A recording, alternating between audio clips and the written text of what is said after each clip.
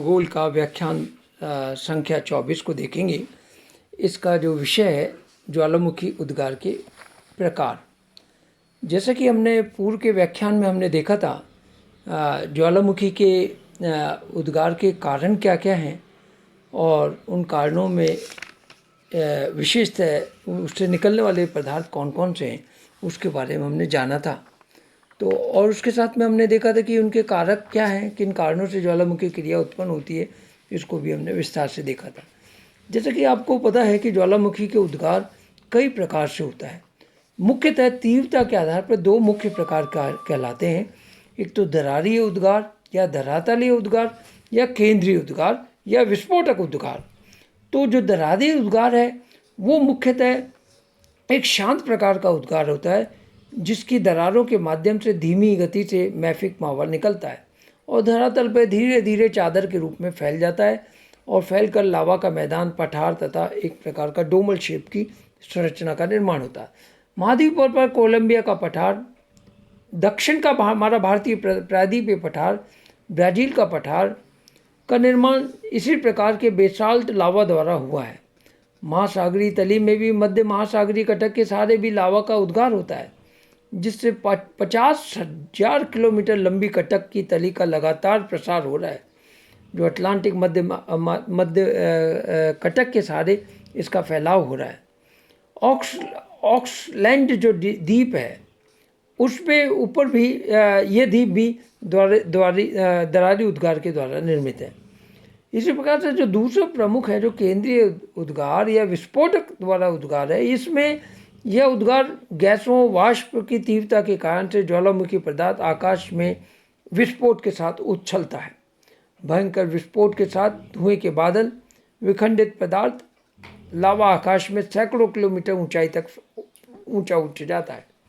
इसके साथ धरातल में तीव्र भूकंप के झटके आते हैं।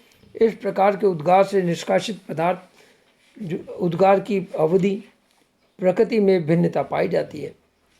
इसके तीव्रता के आधार पर कई प्रकार बता रखे हैं, जिसमें हवाईयन तुल, स्ट्राम्बोली तुल, वोल्केनियन तुल, वेसुविशियस तुल और पीलियन तुल। इसमें जो पीलियन और हवाईयन तुल जो है वो विशेषतः अभी भी हमारे को प्रकार से पाए जाते हैं।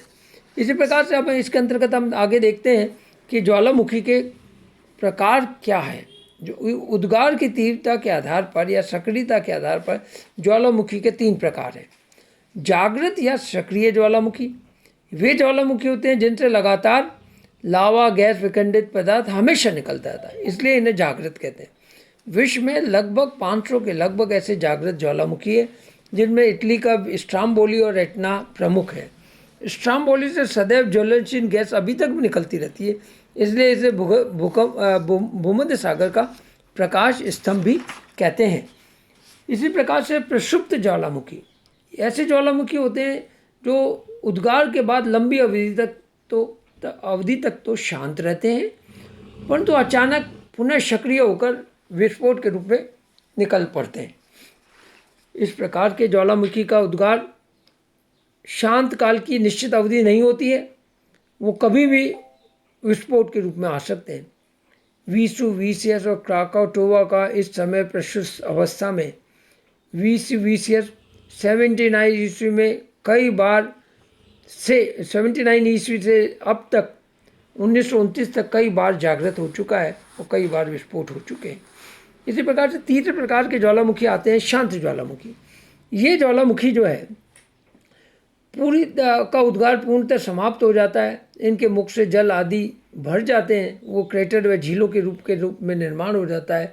इसके उदाहरण की संख्या, इनके उद्गार की संभावना नगण्य के समान रहती है।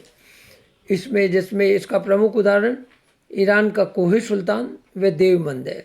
बर्मा का पोपा भी इसी प्रकार के ज्वालामुखी का प्रमुख उदाहरण